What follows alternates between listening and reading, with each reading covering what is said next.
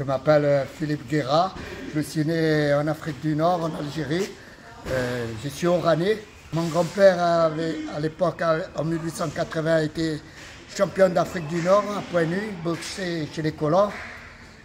Et ses enfants, champions d'Algérie, champions d'Oranie.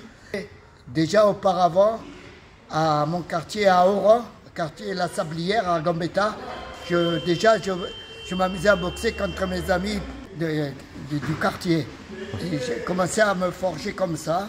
Et après, arrivé en France, j'ai commencé la boxe pour sortir mes parents de la misère.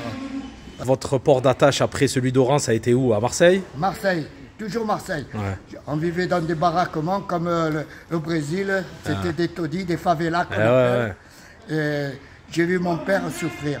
Malheureusement, quand il a perdu sa maman à Fernandville, à la montagne des Lions, il n'a pas pu. J'ai vu mon père pleurer dans un coin parce qu'il n'avait pas les sous pour aller se recueillir une dernière fois pour embrasser sa mère. Moi, je vous ai connu en tant que boxeur par rapport à votre passif, oui. Entraîneur aujourd'hui ici. Oui. Vous transmettez votre passion aux jeunes. Ça vous tient à cœur? Oui, j'ai toujours été là-dedans. Hein. Ça fait exactement 73 ans que je pratique entre les combats et entraîneur. J'ai à mon actif pas mal de combats. J'ai été un des seuls boxeurs français à m'attaquer à 12 kilos d'écart à Dijon. Ouais. On n'a pas voulu me payer. C'était le seul boxeur qui restait. Et mon ami Molina, il me dit tire-le, sans ça ils ne vont pas te payer. Je l'ai tiré, j'ai fait match nul avec 12 kilos d'écart. Et j'ai eu l'oreille arrachée, mais on m'a donné match nul. Aujourd'hui, si on doit comparer avec la jeunesse d'aujourd'hui, comparé à votre époque, il y a une différence ou pas? Oui. Ça n'existait pas cadet, minime, junior ou senior. C'était juste le poids qui comptait. Et on avait 14 ans et on tirait des hommes de 25, 28 ans et 30 ans même.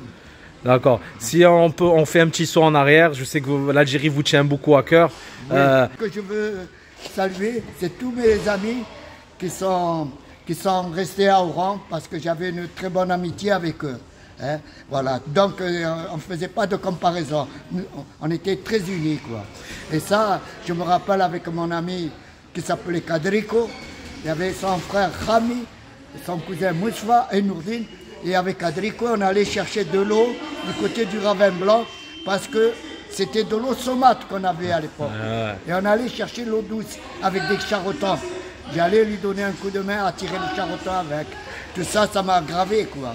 Et si vous pensez que si vous serez resté en Algérie, vous aurez eu la même carrière ou ça serait passé, vous aurez une autre vie?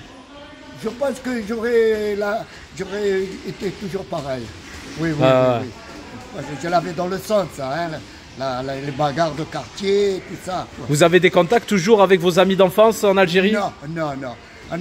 Quand on est arrivé en France, on a coupé tout lien quoi. Mon père ne savait pas écrire. Oui. Qu'est-ce que vous pouvez souhaiter aujourd'hui à l'Algérie en 2023? Que c'est un très beau pays. Hein. C'est dommage qu'il y a eu ce qu'il y a eu. Voilà, c'est ce que je reproche. Enfin, mais ça reste toujours dans mon cœur quand même. Hein. Quand vous voyez aujourd'hui les champions d'aujourd'hui, en 2023, comparé à votre époque, qu'est-ce qui vous marque comme différence? Ce n'est plus la même boxe. Non. À l'heure actuelle, avant, quand on boxait, on était très content. Maintenant, il vous dit combien il pèse, et combien de victoires il a, et combien de défaites.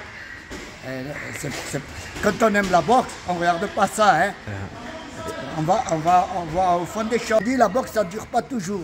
Apprends-toi un métier. Et j'ai terminé technicien dans la réparation navale. J'ai réparé les navires aussi bien de l'Algérie, du Maroc, de la Tunisie. Qu'est-ce qu'on peut vous souhaiter? De continuer à avoir la santé. Ouais. Voilà. Ah bah, vous le et être ami avec tout le monde. Ce qu'il faut regarder, c'est ce que la personne porte ici, dans le cœur. Il ne faut pas regarder ceux qui sont. Parce qu'il y en a qui sont de la même truc que vous. Et s'ils peuvent vous faire marron, ils vous font marron. Hein. Alors, je vais être un peu plus intime. Vous avez sûrement des enfants, des petits-enfants. Oui. Ils connaissent le parcours de leur grand-père. Quels sont leurs ressentis par rapport à vous? Moi, ils sont fiers. Par contre, moi, ce que J'ai arrêté ma carrière à 32 ans parce que j'étais au sommet, hein, j'étais challenger officiel pour le titre européen. Hein. J'étais champion de France, 7 fois champion de Provence Côte d'Azur Corse. J'ai été 3 fois champion du Critérium des espoirs nationaux. Je suis content de faire cette interview-là. Ça m'a fait bien plaisir de pouvoir parler de mon pays aussi. Hein, bah oui. Je ne l'oublie pas. Hein. Ben oui, moi ce que je peux souhaiter, c'est que la relation entre les peuples ne doit pas changer, même s'il y a des aléas politiques. Ouais, la politique, il faut la mettre de côté. Moi, je pense que tous les amoureux de l'Algérie ont leur place en Algérie. C'est un pays qui a des enfants. Et ces enfants sont dispersés dans le monde. Donc on est dispersés, mais on a cet amour pour l'Algérie. Oui, oui. Et alors je vais vous demander un message aussi pour les boxeurs algériens et la jeunesse algérienne en Algérie. Qu'est-ce que vous pouvez leur dire? Moi, ce que je leur dis, qu'ils se consacrent vraiment, s'ils aiment ce sport, qu'ils se consacrent et qu'ils se donnent à fond. Parce que je sais qu'en Algérie, il y a toujours eu des bons boxeurs. Hein. Ouais. Tous les grands combattants ils sont sortis de là-bas. Hein.